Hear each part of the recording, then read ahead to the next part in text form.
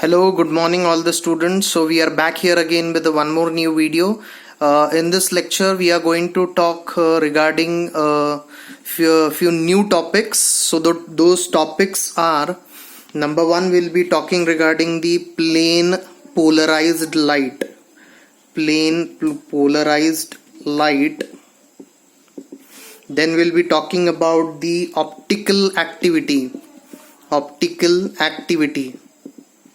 My dear students, don't get confused with the optical isomer. Optical isomer is totally a different concept. Optical activity is totally a different concept. Then we will be talking about the enantiomers. Enantiomers, right? Then in today's topic we'll be talking regarding the racemic mixture. Racemic mixture. Then we'll be talking regarding the dextro and levorotation. Dextro and levorotation, right? This is also a very important term. You have to understand what is the dextro and what is the levorotation. Then we will be also talking about the diastereomers. Diastereomers, right? So this is our topic of discussion for today. So let's begin our lecture. Okay, so now here we will first talk about the plane polarized light. Plane polarized light. See, if we need to understand the optical activity, we first need to understand what is the plane polarized light, right? So you can write down the meaning of the plane polarized light. Plane polarized light. Plane polarized light is a light whose electric field oscillates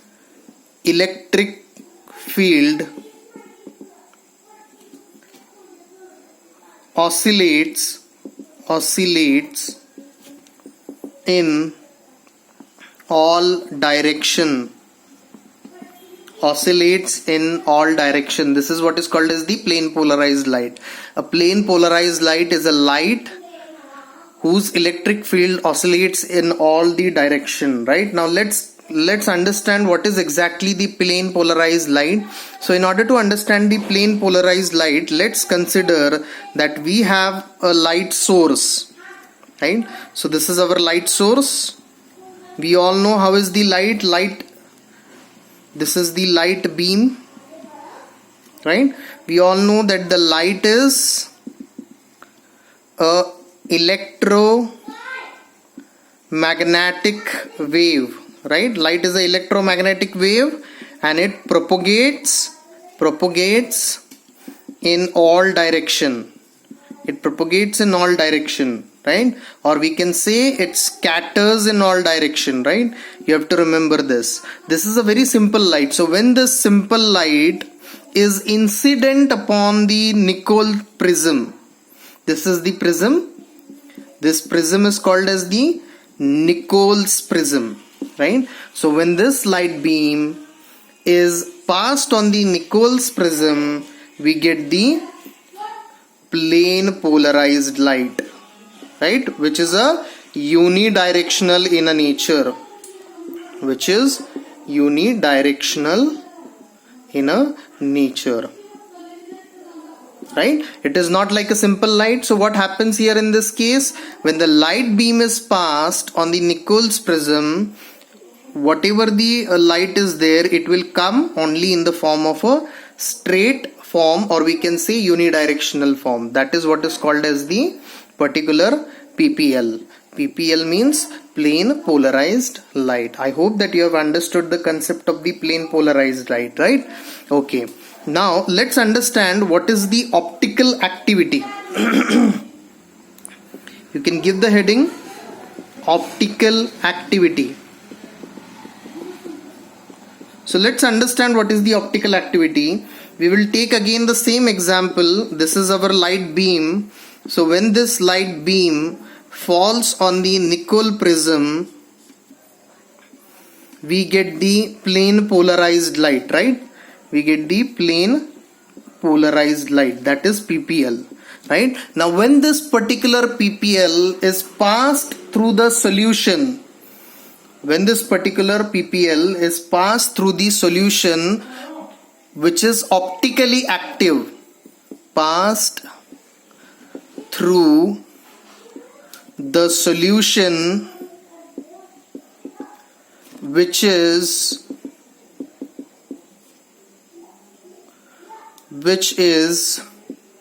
optically active, then what happens? Now let's say we have a one beaker, right? In this beaker we have a optically active compound, right? We have the optically active compound. Now when this plane polarized light is passed through this optically active compound, we see that this particular light will either rotate in the clockwise direction, this is said to be a clockwise direction, or it will rotate the plane polarized light towards the anti-clockwise direction, right? Are you understanding, my dear students? It will either rotate this optically active, this is a optically active compound, this is optically active compound, right? When this particular optically active compound, the plane polarized light is incident upon it, it will rotate this plane polarized light either clockwise, or it will rotate the plane polarized light either anti-clockwise. So when it rotates the plane polarized light clockwise, it is said to be a dextrorotation. Dextrorotation. What it is called as? When it rotates it clockwise, it is said to be dextrorotation, and when it rotates anti-clockwise, it will be called as levorotation. Levorotation, right? So my dear students, you have to understand this. This is very, very important term. Clockwise rotation is also called as dextrorotation, anti-clockwise levorotation, right? Or it is also represented by small d, dextrorotation, and plus sign, small d and plus sign, and levorotation by the small l and minus sign, right? So this all things are being proved experimentally by the particular experiment, right? So this is what is called as the optical activity, the concept of optical activity. Okay, now let's understand the meaning of optical activity. You can note down the meaning. I will write down the meaning. See, the property of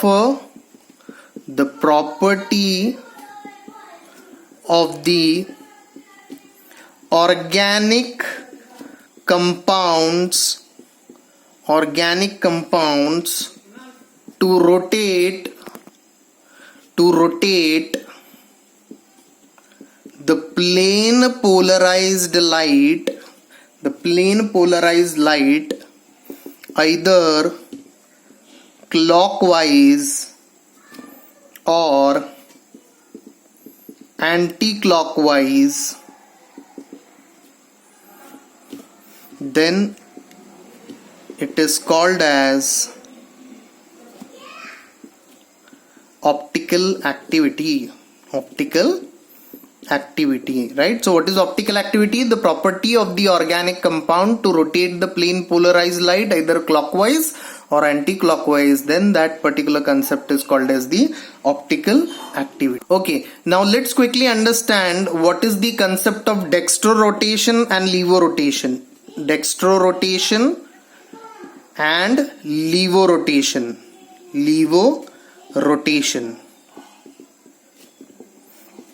See, dextrorotation, you can write down the meaning.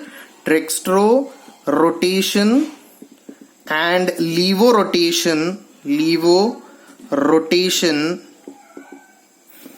are the terms used in chemistry and physics,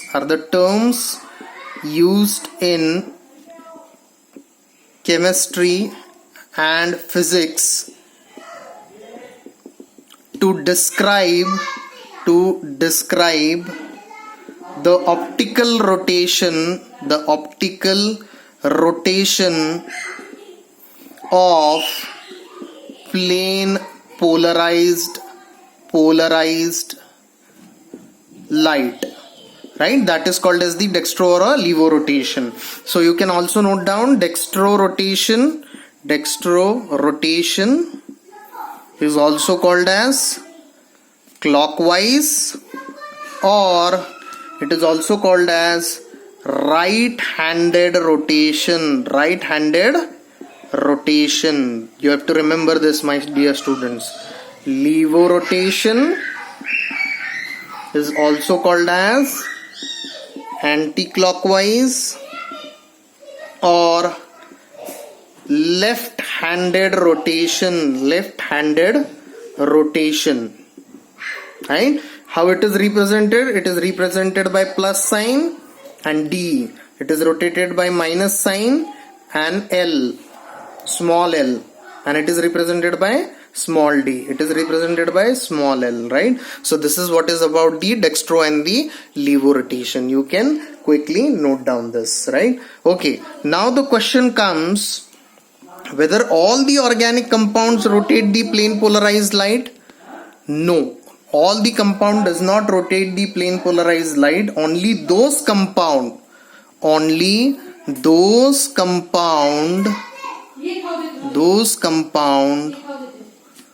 who are optically active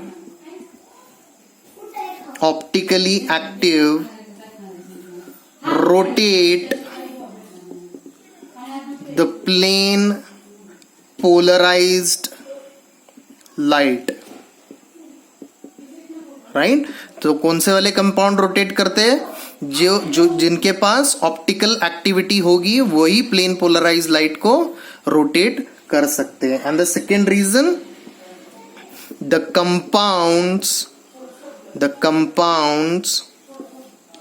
who have at least one chiral center. So you all know what is the meaning of a chirality, right? I had explained you. Carbon has the valency of a 4. When all 4 different groups are attached to the particular carbon, it is said to be the chiral carbon or a asymmetric carbon, or it is also called to be a chiral center. It is also said to be a stereo center. So you all should remember the different names of the chiral carbon or the asymmetric carbon, right? So this is what this particular question can be asked in the VSA, that do all organic compounds rotate the plane polarized light? No, only those compounds which are optically active rotate the plane polarized light, and those compounds which have at least one chiral center, they rotate the plane polarized light, right? Okay, now let's understand the concept of enantiomers.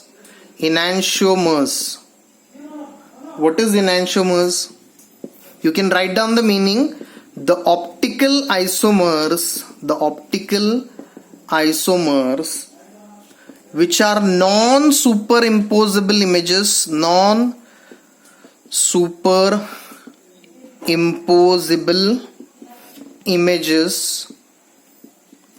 of each other are called as enantiomers. They rotate the plane polarized light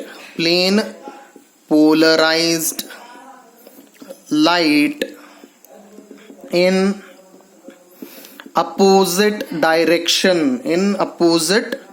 direction. Right? So what is the enantiomer? The optical isomers which are non-superimposable images of each other and are called as the enantiomers. They rotate the plane polarized light in the opposite direction. They are called as the enantiomers, right? So example here I can give you CHO, C, CH2OH, OH, H, and mirror image CHO, C, H, OH on this side, then CH2, OH, right? So you all know what is the superimposable and non-superimposable. That day I showed you the example video of superimposable and non-superimposable. When you take this particular mirror image and try to impose it on the original one, you will see that they are non-superimposable images of each other. So this is what the enantiomers are. The optical isomers which are non-superimposable images of each other are called as the enantiomers, and they rotate the plane polarized light in the opposite direction. That means what? One will be plus and one will be minus. They will be obtaining a racemic mixture. They will be obtaining a racemic mixture. Right? So what will happen? One plus and one minus. So they will rotate it in the opposite direction and they will cancel their particular rotation. Right? So this is what is called as the particular enantiomers. Right? Okay. Now let's quickly understand what is the racemic mixture. Racemic mixture. See, this is also very interesting. You have to understand, my dear students, what is racemic mixture. See, a mixture containing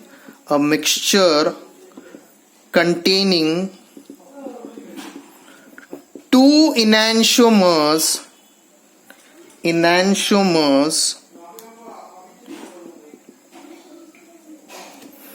in equal proportions is called as